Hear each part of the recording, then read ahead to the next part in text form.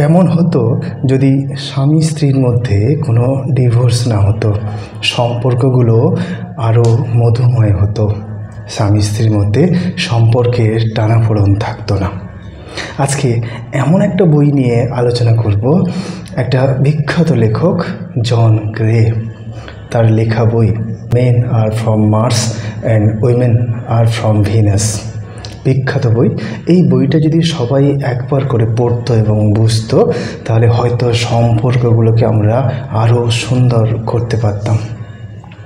বইতে বলা হচ্ছে যে স্বামী স্ত্রী বা নারী পুরুষ তারা দুজন ভিন্ন গ্রহের বাসিন্দা, এবং ভিন্ন গ্রহের বাসিন্দা যেহেতু তাদের মধ্যে ফিলিংস, এক্সপ্রেশন, চিন্তা করার ক্ষমতা সম্পূর্ণ পৃথক। সমস্যাটা সেখানেই, একজন নারী সে যেভাবে চিন্তা করে সেও ভাবে তার পুরুষ পার্টনার সেও একইভাবে চিন্তা করবে। একই রকম একজন পুরুষও চিন্তা করে যে সে যেভাবে চিন্তা করে তার ফিলিংস বা অনুভূতি যেরকম, তার নারী সঙ্গীও একই রকমভাবে চিন্তা করে। এই বইতে বোঝানো হয়েছে যে দুজন ভিন্ন গ্রহের বাসিন্দা। মেন আর ফ্রম মার্স, মঙ্গল গ্রহে কেমন কালচার? মঙ্গল গ্রহটা হচ্ছে এমন যেখানে মানুষেরা কেবলমাত্র অ্যাচিভমেন্টের দিকে ছোটে, সফলতা। তারা ফ্যামিলি, ফ্রেন্ডস, লাভ, ইমোশন সেখানে খুব একটা গুরুত্ব নেই। তারা সফলতা দিকে তারা ছুটে, তাদের গোলসের দিকে তারা ছুটে যায় এবং সেখানে তারা গর্ব অনুভব করে। সেখানে কাউকে সাহায্য করা, সাহায্য নেওয়া খুব একটা গুরুত্ব দেওয়া হয় না। যে যার সমস্যা নিজে সলভ করতে সক্ষম মার্সে। ঠিক উল্টো দিকে ভিনাসে সেখানকার পরিবেশ সম্পূর্ণ আলাদা। ভিনাসে বলা হচ্ছে সেখানে নিজস্বতা বলতে কিছু নেই। সফলতা, গোল এগুলো থেকেও যেগুলোকে বেশি গুরুত্ব দেওয়া হয় ভালোবাসা, love, affection, relationship, emotion, helping others, অন্যকে সাহায্য করা, অন্য থেকে সাহায্য নেওয়া। ভিনাস গ্রহতে, ভিনাস প্ল্যানেটে অন্যকে সাহায্য করা বা অন্য থেকে সাহায্য নেওয়াটাকে ভালোবাসার প্রতীক হিসাবে দেখা হয়। সেখানে প্রত্যেকে যে যার সমস্যাতে পাশে গিয়ে দাঁড়ায়। মার্সে যেখানে কারোর সাথে গল্প করার সময় নেই, এখানে ভিনাসে তারা খুব গল্প করতে ভালোবাসে, একে অন্যকে নিজের মনের কথা শেয়ার করতে ভালোবাসে। এখানে আমরা এবার আসি বাস্তব আমাদের পৃথিবীতে। এখানে পরিষ্কার বলা হচ্ছে যে নারী পুরুষ সম্পূর্ণ আলাদা প্ল্যানেট থেকে তারা এসছে পৃথিবীতে, তাই তাদের চিন্তাভাবনা, কথা বলার ধরন সম্পূর্ণরূপে আলাদা।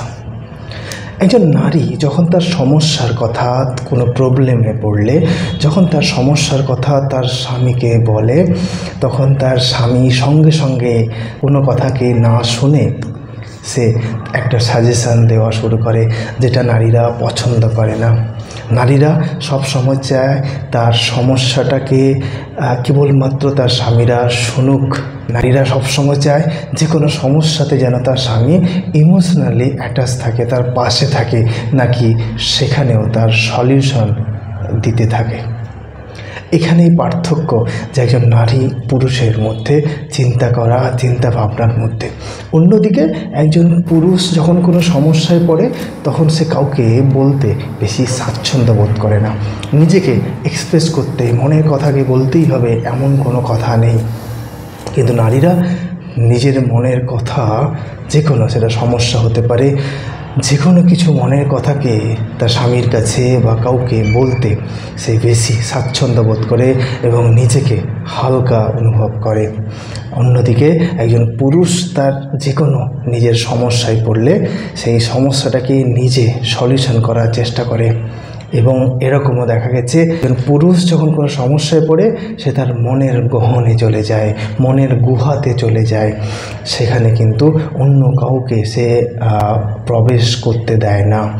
যখন একজন পুরুষ যখন কোনো সমস্যার মধ্যে পড়ে এবং তার মনের গভীরে একাকিত্বে হারিয়ে যায়, তখন তার স্ত্রী জানতে চায় যে তুমি কেমন অনুভব করছো।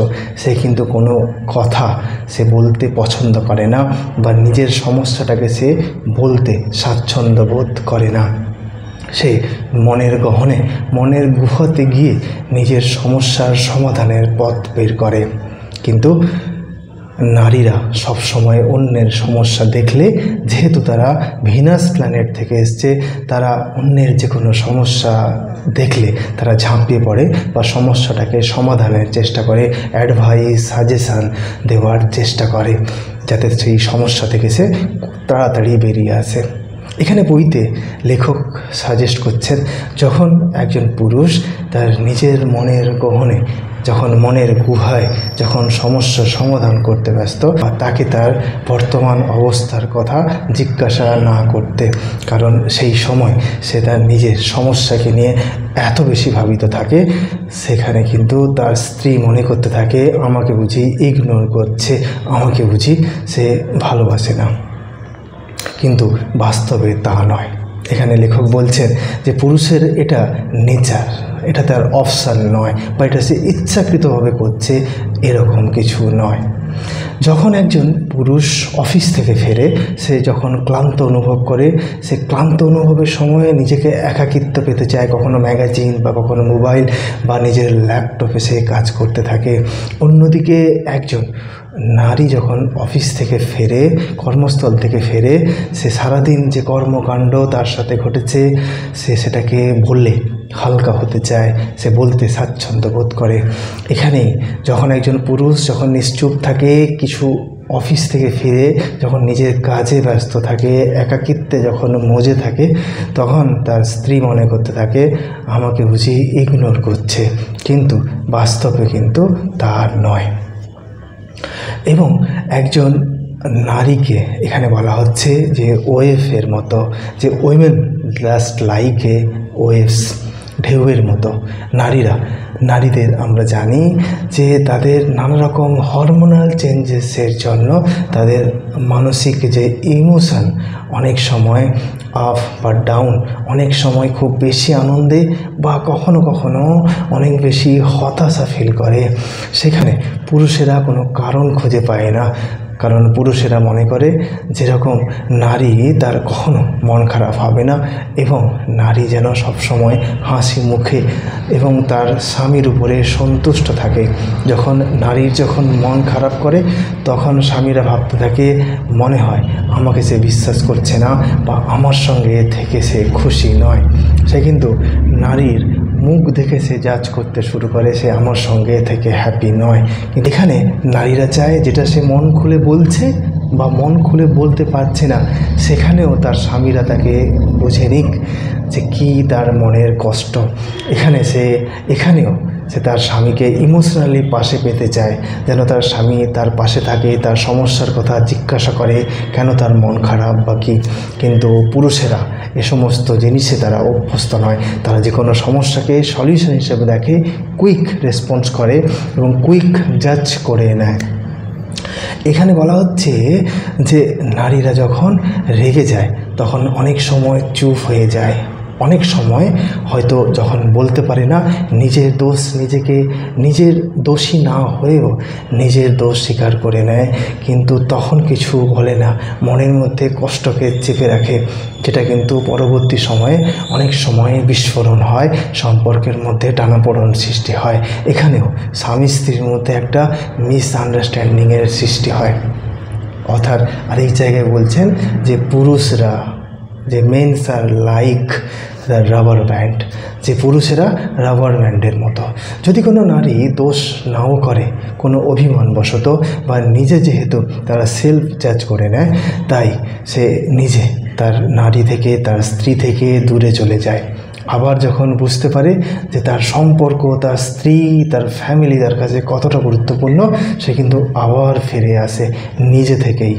কিন্তু একজন স্ত্রী যখন রাগ বা অভিমানটাকে চেপে রাখে, তখন কিন্তু সে নিজে থেকে এত সহজে ফিরে আসতে পারে না সম্পর্কের মধ্যে, যতক্ষণ না তার স্বামী তার ইমোশনালি তার পাশে যাচ্ছে, তাকে সমস্যাটাকে বোঝার চেষ্টা করছে। এই যে নারী পুরুষের মধ্যে এই যে সমস্যাগুলোকে এত সুন্দরভাবে ফুটিয়ে তুলেছেন, এবং অথার অন্য জায়গায় বলছেন যে নারীরা ছোট ছোট গিফট পেতে খুব পছন্দ করে, কিন্তু পুরুষেরা এটা বুঝতে পারে না।